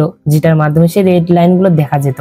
আর যার জন্য মিস কিমও সেখানে থাকা সকলের মাথার উপরে সে রেড লাইন দেখতে পায়। মিস কিমের একটি বদ অভ্যাস ছিল, যেটা কিনা সে যখনই কারো উপরে রাগ করতো তখন সে স্ট্যাপলারের পিন খরচ করতো। কিম একদিন তার কলিগদের বলছিল যে সে অ্যাক্টর হতে চায় আর প্রতিদিন সেটার জন্য অনেক স্ট্রাগলও করে, কিন্তু সে কারো কাছে এটা শো করে না যে সে মিউজিক টিচারকে অনেক পছন্দ করে। এর বাদেও কিমের আরো একটি সিক্রেট রয়েছে, সে প্রতিদিন একটি ড্রেস আপ করে সেই হোটেলে যায় যেখানে সে টিচারের জব করতো। অন্যদিকে আমরা হানকে আর সেই ডিটেকটিভকে দেখতে পাই যারা কিনা সিওনের কেসটি স্টাডি করছিল। তো এই ডিটেকটিভের নাম ছিল দং। তো তখন ডিটেকটিভ দং হানকে বলে যে দুইটা কেস হতে পারে এখানে। প্রথম কেস, হয়তো ইয়ং সিওনকে সেখান থেকে ধাক্কা দিয়ে ফেলে সেখান থেকে চলে গিয়েছে, অথবা সে টিচার যার কিনা ইয়ং এর সাথে অ্যাফেয়ার ছিল সে সিওনকে সেখান থেকে ধাক্কা দিয়ে পরে নিজে সুইসাইড অ্যাটেম্প করেছে। তখন হান বলে যে যদি তার সুইসাইড অ্যাটেম্প করাই লাগতো তাহলে সে তাকে মারার পরে গায়েব কেন হয়ে গেল। আর তার ফ্যামিলির কাছ থেকে জানতে পেরেছি যে তার একটি রোগ ছিল যেটাতে সে কাউকে অনেক উঁচু থেকে ফেলে দিতে পারে না। আর তখন হান দংকে এই কথাও বলে যে সে এই কেসে একটি গ্লাস খুঁজছে যেটা তারা পাচ্ছে না। আর হান যখন তাকে সেই গ্লাসের বিষয়ে বলতে যাবে যে সেই গ্লাস দিয়ে রেড লাইন দেখা যায়, তখনই তাদের চিফ সেখানে চলে আসে। আর তখন তারা দুজন এমন ভাব করতে থাকে যে তারা কখনোই এখানে কোনো কেস নিয়ে আলোচনাই করেনি। অন্যদিকে আমরা সিনকে দেখতে পাই, সে যখন হোটেলে কাজ করছিল তখন সেখানে তার সেই দুইটি ফ্রেন্ড চলে আসে। আর আমরা এখানে দেখতে পাই যে সিন সত্যি হোটেলে পার্ট টাইম জব করতো। এরপরে সিন তাদের দুজনকেও কাউন্টারে বসিয়ে নেয়। এরপরে তারা যখন সেখানে ছিল তখনই সেখানে মিস কিম চলে আসে। আর মিস কিমকে দেখে গিয়নজিনের কিছুটা সন্দেহ হয়। এরপরে সে যখন আবারও মিস কিমকে দেখে তখন সে এটা বুঝতে পারে যে এটা মিস কিম। আসলে মিস কিম এই হোটেলে এসে তার অ্যাক্টিং স্কিলটি প্র্যাকটিস করতো, কারণ সে যে অ্যাপার্টমেন্টে থাকতো সেই অ্যাপার্টমেন্টে কোনো শব্দ করা অ্যালাউ ছিল না। অন্যদিকে আমরা হানকে দেখতে পাই যে কিনা সিনের বাবার মার্ডার কেসটি ইনভেস্টিগেট করছিল। আর সেখানেও সে এটা জানতে পারে যে তার এই মৃত্যুটি সেই রেড লাইনের জন্য হয়েছে, অর্থাৎ এখানেও সেই রেড লাইনের বিষয়ে বলা ছিল আর কি। আর এইটাতে হান একদম কনফার্ম হয়ে যায় যে ওই দিন সিন তাকে যা বলছিল তার সকল কথাই সত্য।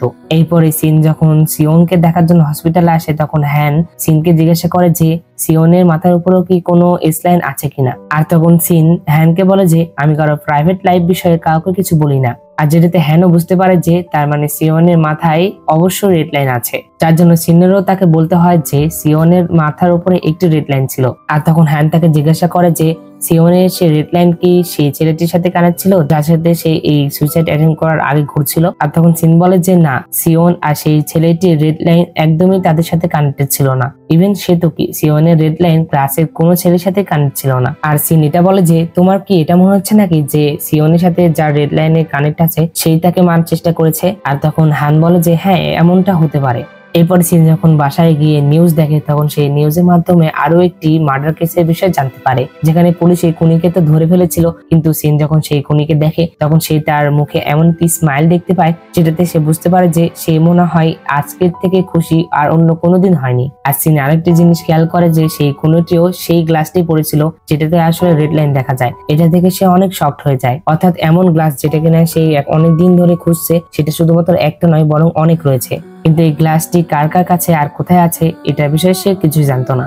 অন্যদিকে আমরা মিস কিমকে দেখতে পাই, সে সাহস করে সেই মিউজিক টিচারকে গিয়ে বলে যে তার মিউজিক তার কাছে অনেক ভালো লাগে, আর যেটাতে সেই মিউজিক টিচারও তার একটু প্রশংসা করে, যেটাতে মিস কিমের এত পরিমাণে ভালো লাগে যেটাতে সে ভাবতে থাকে যে কিছুক্ষণের মধ্যে তাদের দুজনের রেড লাইনও একে অন্যের সাথে কানেক্ট হয়ে যাবে। এরপরে আমরা দেখতে পাই যে স্কুল শেষে যখন সিন বাসা যাচ্ছিল তখন তার একটি ফ্রেন্ড চলে আসে আর তার ছেলে ফ্রেন্ড তাকে বলে যে আজকে কি তার জব আছে। তখন সিন বলে যে না। আর তখন এই কথা শুনে সেই ছেলে ফ্রেন্ডটি তাকে নিয়ে একটি সুইমিং পুলের কাছে আসে আর তাকে বলে যে সে প্রতিদিন রাতে এখানে সুইমিং করে। আর তখন সিন বলে যে সে সাঁতার জানে না, কিন্তু হঠাৎ করে সিনের কি মনে হলো যেটাতে সে সুইমিং পুলে লাফ দেয়। আর সুইমিং পুলে লাফ দেওয়ার পরে সিন অনেকক্ষণ ধরেই উপরে উঠছিল না, যেটা দেখে সেই ছেলেটি অনেক ভয় পেয়ে যায় আর সেও লাফ দেয়। এরপরে সেই সিনকে উপরে তুলে আনে, তো সিনের জামা কাপড় ভেজার কারণে তার সর্দি লেগে যায়, যেটা সেই ছেলেটি তাকে তার জ্যাকেট পরিয়ে দেয়। এরপরে তারা একসাথে খাবার খায়। আর কথায় কথায় সিন সেই ছেলেটিকে এটা বলে দেয় যে ছোটকাল থেকে সেই সকল মানুষের মাথার উপরে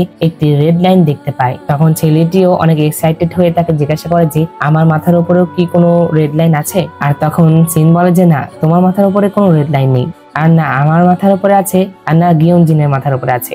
আর যখন সিন দেখে যে ছেলেটি তার সম্পূর্ণ কথাই বিশ্বাস করছে তখন সে তাকে বলে যে তুমি কি আমার কথায় বিশ্বাস করছো। আর তখন ছেলেটি বলে যে হ্যাঁ অবশ্যই, এখানে আমি বিশ্বাস করবো না কেন, তুমি এমনি এমনি কি আর মিথ্যা কথা বলবে, আর আমি যদি মানি তাহলে তুমি আমার কাছে অনেক রেয়ার। আর সিন তার এই কথাতে এত পরিমাণে ইমপ্রেসড হয় যেটাতে সে পুরো রাত তার কথাই ভাবতে থাকে। তো এই ছেলেটির নাম ছিল জুন। এরপরে আমরা হানকে দেখতে পাই যে কিনা ডং এর সাথে সিওনের কেসে ইনভেস্টিগেট করছিল। তখন ডং হানকে জিজ্ঞাসা করে যে আচ্ছা তোমার কি কোনো গার্লফ্রেন্ড নাই, যে তুমি সবসময় খালি কাজে ব্যস্ত থাকো? তখন হান বলে যে না, বর্তমানে আমার তো কোনো গার্লফ্রেন্ড নেই। কিন্তু তখন হান সিওনের ক্লাস টিচারের কথা ভেবে বলে যে কিন্তু আমার একটি মেয়ের বিষয়ে জানার অনেক আগ্রহ আছে। এরপর দিন আমরা দেখতে পাই মিস কিম আবারও সেই হোটেলে আসে। আসলে মিস কিম সেই হোটেলে একই রুম বারবার বুক করতো, কারণ সে সেই রুমে প্রথমবার এই চশমাটি পেয়েছিল আর সে এই চশমা দিয়ে সকলের সিক্রেট রিলেশনশিপটি জানতে পারতো। তো সে যখন তার সাথে থাকা রুমের দিকে দেখে তখন সে দেখে যে সেই রুমে সেই মিউজিক টিচার এসেছিল আর তারও একটি ফেমাস অ্যাক্টরের সাথে অ্যাফেয়ার ছিল, যেটা দেখে তার অনেক রাগ হয়। আর এরপরে সেই অ্যাক্টর যখন বাইরে আসে তখন মিস কিম তার মাথায় মেরে তাকে অজ্ঞান করে দিয়ে তার রুমে তাকে বেঁধে রাখে আর সে তার মতো ড্রেস পরে মিউজিক টিচারের কাছে যায়। কিন্তু মিউজিক টিচার তারপরও তাকে চিনে ফেলে। তখন মিস কিম তাকে তার ফিলিংস এর কথা বলে, কিন্তু মিউজিক টিচার তাকে ইগনোর করে চলে যাচ্ছিল। তখন মিস কিম অনেক রেগে যায় আর সে তার হাতে থাকা স্ট্যাপলার দিয়ে তার মাথায় বাড়ি মারে। আর কিছুক্ষণ পরে মিউজিক টিচার অজ্ঞান হয়ে যায়। আর তখন মিস কিম এটা ভেবে অনেক খুশি হতে থাকে যে সে তার ড্রিঙ্কসের মধ্যে স্লিপিং পিল মিশিয়ে দিয়েছিল। কিন্তু কিছুক্ষণ পরে তার রিয়েলাইজ হয় যে তার মাথা দিয়ে রক্ত বের হচ্ছে, যেটাতে সে বুঝতে পারে যে সেই স্ট্যাপলার তার মাথাতে লাগার কারণে তার মাথাও ফেটে গিয়েছে আর কিছুক্ষণের মধ্যে সে মারাও যাবে। এটা ভেবে সে অনেক মন খারাপ করে আর সে নিজেকে শাস্তি দেওয়ার জন্য সেই স্ট্যাপলার নিজের গায়ে ফুটাতে থাকে। এরপরে সিন যখন ক্লিন করার জন্য আসে তখন সে মিস কিমের রুমে সেই অ্যাক্টরকে দেখতে পায় আর তখন সে তাকে ছেড়ে দেয়। এরপরে সে যখন মিউজিক টিচারের রুমে আসে তখন সে দেখে যে সেখানে মিউজিক টিচারের লাশ পড়েছিল, অন্যদিকে বাথটাবে মিস কিমেরও ডেথ হয়ে গিয়েছিল। তখন হান সেই কেসের ইনভেস্টিগেট করার জন্য চলে আসে। হান যখন সেই কেসে ইনভেস্টিগেট করছিল তখন সে দেখে যে মিস কিম মরার সময় তো সেরকম কোনো চশমা পড়েছিল না, যে চশমার কথা সিন তাকে বলেছিল। তখন সেই সিনের কাছে এসে তাকে জিজ্ঞাসা করে যে তুমি কি মিস কিমের মাথার উপরেও কোনো স্লাইন দেখেছিলে? তখন সিন বলে যে হ্যাঁ দেখেছিলাম, কিন্তু সেটা মিউজিক টিচারের সাথে কানেক্ট ছিল না। আর তখন হান বলে যে তাহলে কেন সেই মিউজিক টিচারকে মার্ডার করলো? আর হ্যান আরো বলে যে আর তুমি কি এটা শিওর যে সেই মিস কিম সেই গ্লাসই পড়েছিল? আর তখন সিন বলে যে হ্যাঁ আমি শিওর, কারণ সেই গ্লাসটি যেই পরে সে নিজেকে স্পেশাল মনে করে আর তাদেরকে দেখতে অনেক ওয়ার্ড লাগে। এই জন্যই তো আমি তোমাকে বলতেছি যে এটা অনেক ডেঞ্জারাস। এই কথা শুনে হ্যান তো অনেক টেনশনে পড়ে যায়। এই কথা শোনার পরে হ্যান আবারও সেই রুমে আসে আর বাথটাবে সেই গ্লাসটি খুঁজতে থাকে আর লাকিলি সেই গ্লাসটি সে পেয়েও যায়। সেই গ্লাসটি পাওয়ার পরে সে যখন সেই গ্লাসটি ওয়ার করে তখন সে মিররে তাকে দেখে তো অনেক শকড হয়ে যায়, কারণ তার মাথার উপরে অনেকগুলো স্লাইন ছিল। আমরা একটি ফ্ল্যাশব্যাক দেখতে পাই। এই ফ্ল্যাশব্যাকটি আসলে হান দেখছিল। সে সিওনকে কিভাবে দেখাশোনা করেছিল সেটাই সে মনে করছিল। যখন তার মা বাবা মারা গিয়েছিল তখনও সে তার সাথেই ছিল, কিন্তু যখন সে বড় হয় তখন সে তার উপরে আর অতটাও মনোযোগ দেয় না। এর পরবর্তী সিনে আমরা হানকে দেখতে পাই যে কিনা পুলিশ স্টেশনে বসেছিল। সে পুলিশ স্টেশনে আসার পরে সে তার সকল কলিগদের মাথার উপরে সেই এস লাইন দেখতে পায়। এরপরে সে ডংয়ের মাথার উপরও দুইটা এস লাইন দেখতে পায়, যার জন্য সে তাকে জিজ্ঞাসা করে যে তুমি তোমার স্ত্রীর সাথে দেখা করার আগে কোনো মেয়ের সাথে কি ডেট করেছিলে নাকি? তখন ডং বলে যে হ্যাঁ আমি করেছিলাম। তারা যখন কথা বলছিল তখন সেখানে একটি মেয়ে আসে যার নাম ছিল জিনা। সে এসে তাদেরকে বলছিল যে তার সাথে সেক্সুয়ালি অ্যাসল্ট হয়েছে।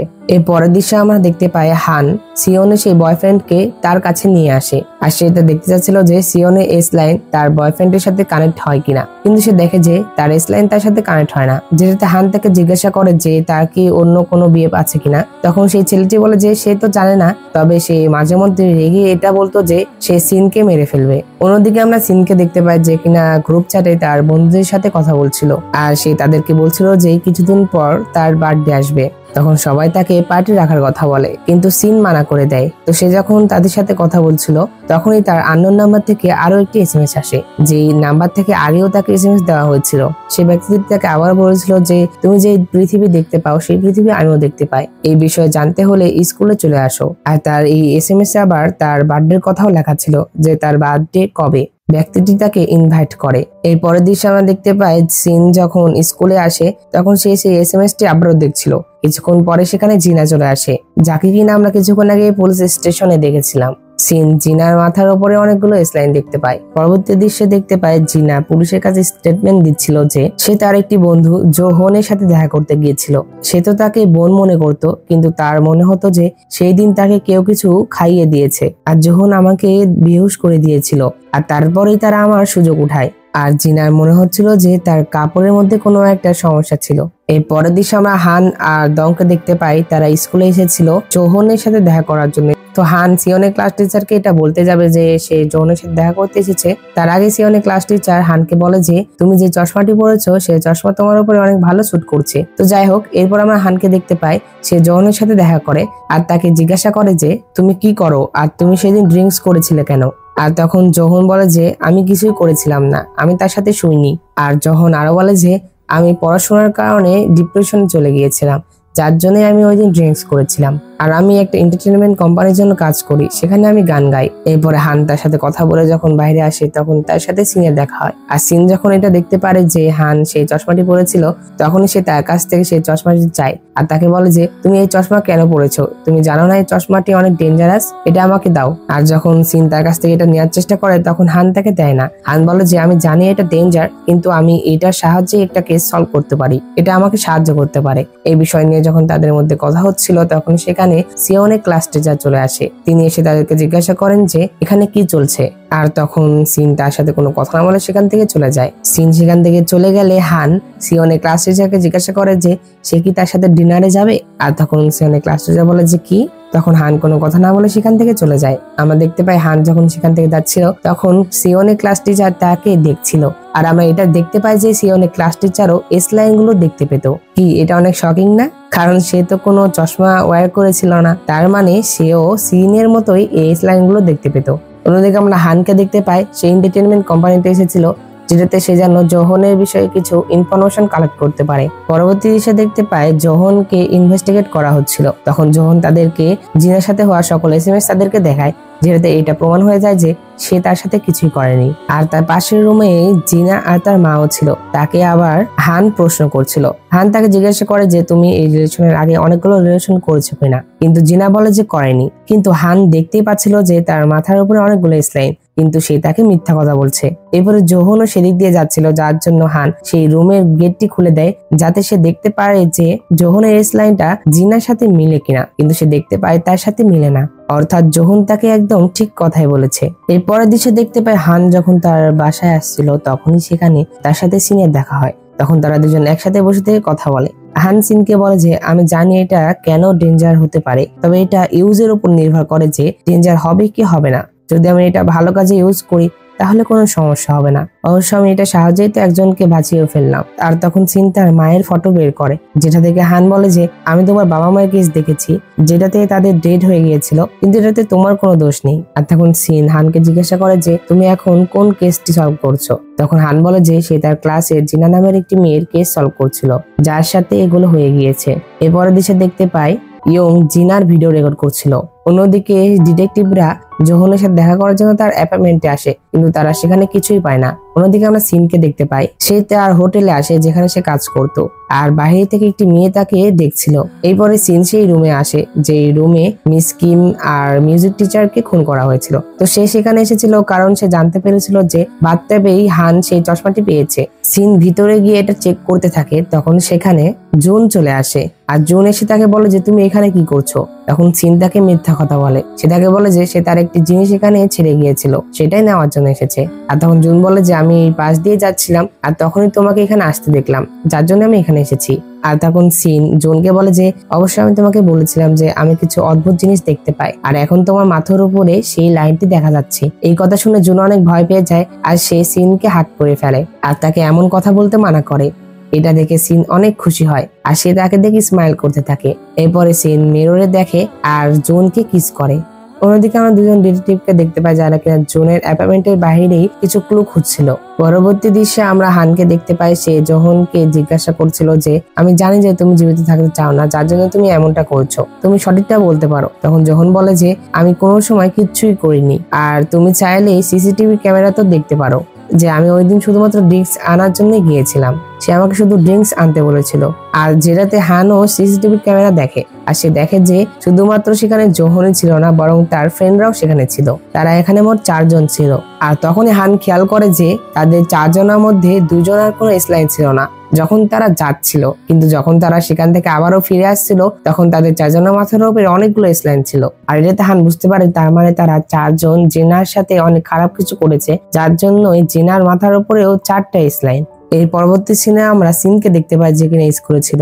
সে যখন যাচ্ছিল তখন সে জিনাকে দেখতে পায়। সেটা খেয়াল করে যে জিনার 3টা স্লাইন তাদের এই ক্লাসে থাকা 3টি ছেলের সাথে কানেক্ট হচ্ছিল। এটা দেখে সিন যখন হানকে কল করতে যায় তখন সেখানে হান চলে আসে। তো তখন আমরা দেখতে পাই হান সেই 3টি ছেলেকেই তার কাস্টডিতে নিয়ে আসে তাদেরকে জিজ্ঞাসা করার জন্য, কিন্তু সেই 3টি ছেলের একটিও তাদের মুখ খুলে না। আর তাদের মধ্যে একটি ছেলে তাদেরকে বলে যে সে বাড়িতে যাবে, যেটাতে হান বলে যে ঠিক আছে আমি তোমাকে পৌঁছে দিচ্ছি। এই কথা বলে হান আর ডং তাকে নিয়ে গাড়িতে করে আসতে থাকে, কিন্তু তারা তাকে তার বাড়িতে না দিয়ে সেই দোকানে নিয়ে আসে যে দোকানের সামনে তারা 4জন মিলিত হয়েছিল। যখন তারা গাড়ি থেকে নামে তখন সেই ছেলেটি সেখান থেকে পালানোর চেষ্টা করে, কিন্তু তারা তাকে ধরে ফেলে। এরপরে তারা গাড়িতে বসে থেকে কথা বলছিল আর হান তাকে জিজ্ঞাসা করে যে তুমি কি এখন বলবে যে কি হয়েছিল। তখন ছেলেটি বলে যে এই সকল প্ল্যান জোহনের ছিল, সেই দিন সে মেডিসিন মিশিয়ে দিয়েছিল আর জিনাকে বেহুশ করে দিয়েছিল, এটাতে আমি কিছুই করিনি। এরপরে হান জোহনের কাছে আসে আর তাকে জিজ্ঞাসা করে যে তুমি কি কিছু বলবে। তখন জোহন বলে যে আমি কিছুই করিনি, তোমার কাছে কি কোনো প্রমাণ আছে। এর পরবর্তী সিনে দেখতে পাই হান সিনের সাথে যাচ্ছিল আর তখন সিন তাকে জিজ্ঞাসা করে যে আচ্ছা তাহলে কি তারা শাস্তি পাবে। আর তখন হান বলে যে আমার যে কাজ ছিল সেটা আমি করে দিয়েছি, এখন এটা কোর্টের উপরে ডিপেন্ড করে। তখন সিন হানের মাথার উপরে এতগুলো স্লাইন দেখে সে বলে যে যদি এতগুলো স্লাইন আমার মাথার উপরে থাকতো তাহলে আমি কোনো কিছু ফিল করতে পারতাম না। আর তখন হান বলে যে তুমি কি আমার মজা নিচ্ছ নাকি। তো তখনই তার কাছে একটি কল আসে আর সেই সিনকে একটি জায়গায় নামিয়ে দিয়ে বলে যে তার একটি কাজ আছে, এই কথা বলে সে চলে যায়। আমরা দেখতে পাই হান হসপিটালে এসেছিল আর সে জানতে পেরেছিল যে তার ড্যাড গায়েব হয়ে গিয়েছে। সে সিসিটিভি ক্যামেরা চেক করে দেখে যে একটি মেয়ে তার বাবাকে সেখান থেকে নিয়ে যায়। আর যখন হান ভালো করে খেয়াল করে তখন সে দেখতে পায় সেটা আর কেউ নাই বরং সিওনের ক্লাস টিচার ছিল। তখন হানের কাছে একটি ফটো আসে যেটা কিনা সিওনের ছিল, যেটা দেখে সে হসপিটালে সিওনের কাছে চলে যায় আর সেই সিওনের কাছে এসে দেখে যে সে ঠিক আছে। কিন্তু তখনই সে খেয়াল করে তার স্লাইনটি পাশেই কোনো একটা রুমে কারোর সাথে কানেক্টেড হচ্ছিল। তখন সে যখন বন্দুক নিয়ে তাকে দেখতে যায় তখন সেখানে তার পিতা চলে আসে আর সে দেখতে পায় তার পিতার সাথে সিওনের স্লাইনটি কানেক্ট হচ্ছে, যেটা দেখে সে অনেক রেগে যায় আর সে তার গলা টিপে ধরে আর তাকে বলে যে তুমি সিওনের সাথে কি করেছো। আমরা দেখতে পাই যে একটি মেয়ে রেস্টুরেন্টে কাজ করছিল যার নাম ছিল ইউন। তখনই তার কাছে গিয়ে একজন একটি ভিডিও সেন্ড করে যেটা কিনা তার ছিল আর সে তাকে এই ভিডিও দিয়ে ব্ল্যাকমেইল করতে থাকে। এরপরে ইউন ক্লাসে আসে আর সেই ক্লাস করার পর রাতে যখন বাসায় আসে তখন সে তার সেই ভিডিওটি দেখে আর তাকে অনেক SMS-ও দেওয়া হয়েছিল যেখানে সে লিখেছিল যে তারা তার এই ভিডিওটি এক্সপোজ করে দিবে। এরপরে ইউন যখন রেস্টুরেন্টে ছিল তখন সে নিজেকে মেরে ফেলার চেষ্টা করে। সে যখন জাম্প করতে যাবে তখন সেখানে সিওনের ক্লাস টিচার চলে আসে। সে এসে তাকে বাধা দেয়। সিওনের ক্লাস টিচার তার কাছ থেকে একটি কফি নেয় আর তাকে একটি চশমা দেখায় আর তাকে বলে যে এই চশমাটি আমি এখানে পেয়েছি, এটা কি তোমার। কিন্তু ইউন মানা করে দেয়। তখন সিওনের ক্লাস টিচার বলে যে কোনো সমস্যা নেই, এই চশমা তোমার উপরে স্যুট করবে, তুমি এটা নিতে পারো। অন্যদিকে আমরা সিনকে দেখতে পাই সে বাস স্টপে বসেছিল, সে জুনকে কল করে ফেলেছিল আর তখন সেখানে জুন চলে আসে। জুন সেখানে আসলে সিন তাকে বলে যে আমি তোমার সাথে কিছু করতে চাচ্ছি। এরপরে সিন জুনকে একটি হোটেলে রুমে নিয়ে আসে। তখন সিন জুনকে সরাসরি বলে দেয় যে সে তার সাথে সেক্স করতে চায়। জুন সিনকে বলে যে আমার মনে হয় এটা করা ঠিক হবে না, কিন্তু সিন বলে যে আমি এর আগে কারোর সাথে কিচ্ছু করিনি, আমি তোমার সাথেই ফার্স্ট করতে চাই আর আমি তোমার সাথে রিলেশন রাখতে চাই। তো তখন জুন রাজি হয়ে যায় আর এরপরে তারা কিস করে আর এরপরে যা করার দরকার ছিল তাই করে আর কি। তখন সিন তার স্লাইনকে দেখতে পায় যেটা কিনা জুনের সাথে কানেক্ট হয়ে যায়। এরপরে তারা বাসা যাচ্ছিল, তারা একে অন্যকে দেখে অনেক স্মাইল করছিল। তখন জুন সিনকে বলে যে চলো কিছু খাবার খাই, কিন্তু সিন মানা করে দেয়। সে বলে যে আমার এখন লাস্ট বাস আসবে, আমার এখান থেকে যেতে হবে। আর তখন জুন বলে যে ঠিক আছে, তাহলে আমি তোমার জন্য কিছু নিয়ে আসছি, তুমি এখানেই থেকো। এরপরে জুন একটি কেক নিয়ে সিনের কাছে আসছিল। অন্যদিকে সিন মিররে তার স্লাইন দেখছিল। সে যখন দেখছিল তখন হঠাৎ করে সে খেয়াল করে তার স্লাইনটি গায়েব হয়ে যায়। তখন সে অনেক লোকের চিৎকারের শব্দ শুনতে পায়, যেটাতে সে যখন সেখানে যায় তখন সে দেখতে পায় যে জুনের অ্যাক্সিডেন্ট হয়ে গিয়েছিল আর সে মারা গিয়েছিল, যার জন্য সিনের স্লাইনটি গায়েব হয়ে গিয়েছিল। তখন সিন বলে যে আমি একজন অভিশপ্ত মেয়ে, আমার কারো কাছে যাওয়া উচিত হয়নি। এরপরের দৃশ্যে আমরা দেখতে পাই সিন একটি জায়গায় বসেছিল, সে অনেক কান্না করছিল। তখনই তার কাছে কেউ একজন একটি ভিডিও সেন্ড করে যে কিনা তার ফ্রেন্ড ছিল। তখন সিন হানকে কল করে তাকে সাহায্য করার জন্য। তো তখন সেখানে হান চলে আসে। হান আর সিন গাড়িতে বসেছিল। সিন হানকে বলে যে প্রতি বছর আমার বার্থডের দিনে কেউ আমাকে একটি গিফট পাঠাতো, আমি ভাবতাম যে সেটা আমার মা হবে, কিন্তু এখন দেখছি সেটা তো খুনি ছিল। এরপরে তারা স্কুলে চলে আসে। তারা একটি রুম দেখতে পাচ্ছিল যেখান থেকে আলো আসছিল, যেটাতে তারা বুঝতে পারে যে তার ফ্রেন্ড অবশ্যই সেখানেই থাকবে। এরপরে তারা দৌড়ে সেই রুমে যায়, আর যখন সিন সেখানে আসে তখন সে তার ফ্রেন্ডকে দেখতে পায়, যেটাতে সে তার দড়ি খুলে দেয়। সিন তাকে বলে যে বাইরে ডিটেকটিভ হানও আছে। যখন তারা বাইরে আসে তখন তারা হানকে আর দেখতে পায় না। অবশ্য হান এখানেই ছিল, কিন্তু তখন আমরা বুঝতে পারলাম যে হান অন্য একটি দুনিয়ায় পৌঁছে গিয়েছিল। সে মিররের ভিতরে ঢুকে গিয়েছিল, আর সিন আর তার ফ্রেন্ড বাস্তব দুনিয়াতেই ছিল। সিন আর তার ফ্রেন্ড দৌড়ে নিচে নামছিল, কিন্তু বারবার সেই একই জায়গায় পৌঁছে যাচ্ছিল, মানে কিছুটা টাইম লুপের মতো আর কি। আমরা হানকে দেখতে পাই সে ছাদে চলে আসে। সেই ছাদের গেট যখন খুলে তখন সেটার একটা শব্দ হয়, আর এই শব্দটা সিনেরাও পায়, যেটাতে তারাও ছাদে চলে আসে। কিন্তু ছাদে আসার পরেও তারা হানকে দেখতে পায় না। আমরা হানকে দেখতে পাই সে অন্য দুনিয়াতেই ছিল, সেও সেই ছাদেই ছিল, কিন্তু সে অন্য দুনিয়াতে ছিল, যেখানে হান অনেকগুলো ছেলে মেয়েকে দেখতে পায়, আর তাদেরকে লিড করছিল ইউন। আমরা দেখতে পাই ইউন একটি ফ্ল্যাশব্যাক মনে করে, যেখানে সে সেই চশমাটি পরে ফেলেছিল, আর এটা পড়া পরে সে সিওনের ক্লাস টিচারকে জিজ্ঞাসা করে যে তোমার কি কোনো উদ্দেশ্য আছে, তুমি আমাকে চশমা কেন দিয়েছো? তখন সিওনের ক্লাস টিচার বলে যে কেন, কি হয়েছে, তুমি কি ঠিক নেই? তুমি আগে নিজেকে মারতে চাচ্ছিলে, কিন্তু এখন তুমি অন্যকে মারতে চাচ্ছ, আমি কি ঠিক? তখন ইউন বলে যে আমি জানি না যে তুমি কি বলছো। কিন্তু পরবর্তী দৃশ্যে আমরা দেখতে পাই যে ইউনের মাথায় যে 4টা লাইন ছিল, সে এক এক করে সেই 4জনকেই মেরে ফেলে। অবশ্য 4জনের ভিতরে একজন বেঁচে ছিল, যাকে কিনা সে সবার সামনে মেরে ফেলে। আর এই সকল কিছু হান লাইভে দেখছিল। আর অন্যদিকে বাস্তব ওয়ার্ল্ডে আমরা সিনকে দেখতে পাই। সিন তার ফ্রেন্ডকে বলছিল যে আমি কিছু অদ্ভুত জিনিস দেখতে পাই। এই কথা যখন সে বলে তখন তার ফ্রেন্ড যখন তার দিকে তাকায় তখন সে দেখতে পায় তার ফ্রেন্ডও সেই চশমা পড়েছিল। তখন তার ফ্রেন্ড তাকে বলে যে আমার ক্লাস টিচার আমাকে বলেছিল যে তুমি নাকি লাইন দেখতে পাও, সেটা আবার বিনা চশমাতে, এটা কি সত্যি? আর তখন সিন বলে যে তোমার কাছে এই চশমা কিভাবে আসলো, এটা খুলে ফেলো। আর অন্যদিনে আমরা সিওনের ক্লাস টিচারকে দেখতে পাই, যার মাথার উপরে অগণিত লাইন ছিল, কিন্তু হঠাৎ করে সেগুলো গায়েব হয়ে যায়। আর তার সামনে একটি বডি ছিল। সে যখন সেই পদ্ধতি সরায় তখন আমরা দেখতে পাই সেটা হানের বাবা ছিল। আর হান যখন তার বাবাকে এই অবস্থায় দেখে তখন সে তার বাবাকে বাঁচাতে যায়। তখন সিওনের ক্লাস টিচার তাকে একটি চাকু দেয় আর তার বাবাকে মারতে বলে, কিন্তু হান তো উল্টো তার উপরে আক্রমণ করে দেয়, যেটাতে সিওনের ক্লাস টিচার তাকে মেরে সেখানে ফেলে দেয়। আর সে তার বাবাকে নিজে মারতে যাচ্ছিল, তখন হান অনেক চিৎকার করে আর তাকে থামতে বলে, কিন্তু আমরা দেখতে পাই যে সিওনের ক্লাস টিচার তার কোনো কথাই শুনে না। সে তার বাবাকে মেরে ফেলে আর তার কাছে আসে। হান তাকে অনেক গুলিও করে, কিন্তু কোনো লাভ হয় না। সিওনের ক্লাস টিচার তাকে বলে যে এই পৃথিবী খুব তাড়াতাড়ি লাল রঙে পরিণত হবে, আমি তোমাকে ছেড়ে দিচ্ছি, যেটাতে তুমি সিওনের সাথে দেখা করতে হসপিটালে যেতে পারো। অন্যদিকে বাস্তব দুনিয়াতে সিন আর তার ফ্রেন্ড মারামারি করছিল। সিন খুব কষ্ট করে তার থেকে চশমাটি নেয় আর ফেলে দেয়, আর এরপরে সে সেই চশমাটি ভেঙে ফেলে। আর এটা করার জন্য সিনের গালও কেটে গিয়েছিল। আর সেই চশমাটি ভাঙার সাথে সাথেই তার ফ্রেন্ড তাকে জিজ্ঞাসা করে যে আমরা কোথায়, আর তোমার এই গালে কি হয়েছে? এটা তার সেই আঘাত থেকে রক্ত উপরে উঠছিল। আর তখন সিনও অন্য দুনিয়াতে চলে আসে, অর্থাৎ যেখানে হান আছে আর কি।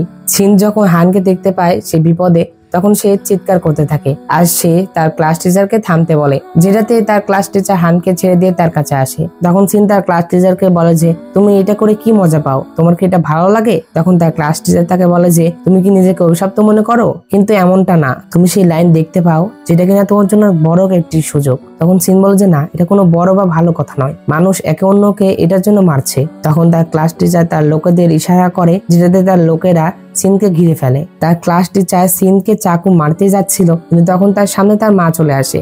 সিনের মা তাকে বলে যে আমাকে ক্ষমা করে দিও, আমার দেরি হয়ে গিয়েছে। আর তার মা আরো বলে যে সে চশমা পেয়েছিল।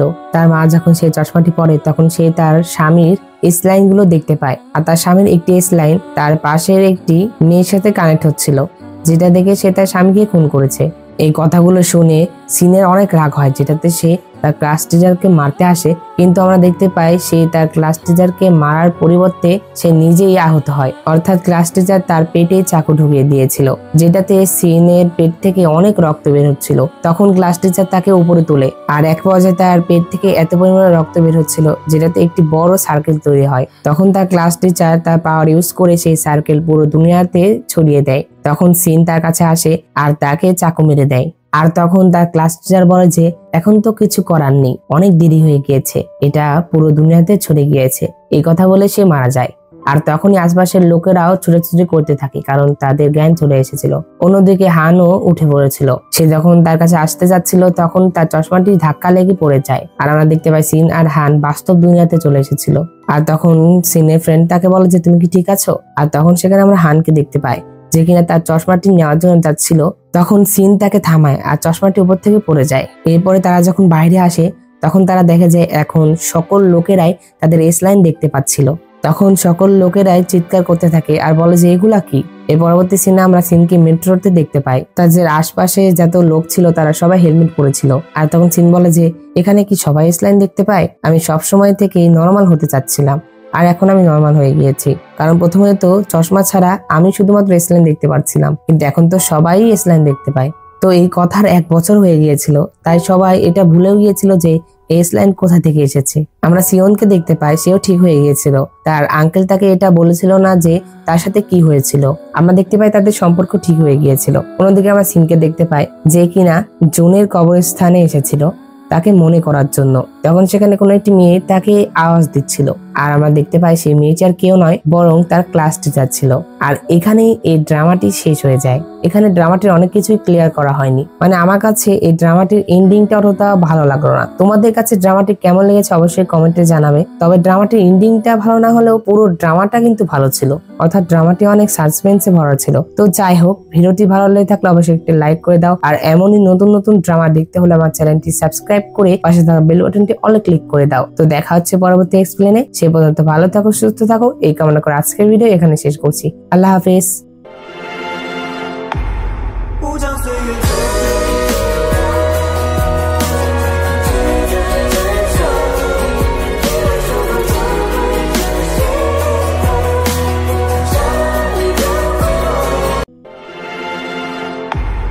不将岁月。